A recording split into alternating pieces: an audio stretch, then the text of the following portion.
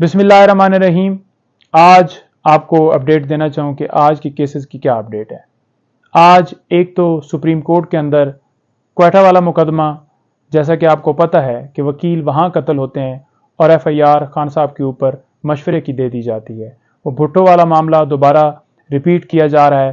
Fabricated तरीके से खान साहब को इस FIR के अंदर नामजद किया गया है, जिसमें कोई सबूत नहीं है, कोई गवाह नहीं है, कोई एविडेंस नहीं है। लिहाजा वो भी सुप्रीम कोर्ट में है। और उसके साथ साथ तोशाखाना वाला केस 12 बजे समाअत वहाँ पर होगी हाई कोर्ट में, और 2 बजे समाअत सुप्रीम कोर्ट के अंदर होगी। इंशाल्लाह हमें पूरी उम्मीद है कि आज इंसाफ होगा। कानून के मुताबिक खान साहब की आज बेल हर सूरत हो जाएगी और खान साहब हमारे दरमियान होंगे।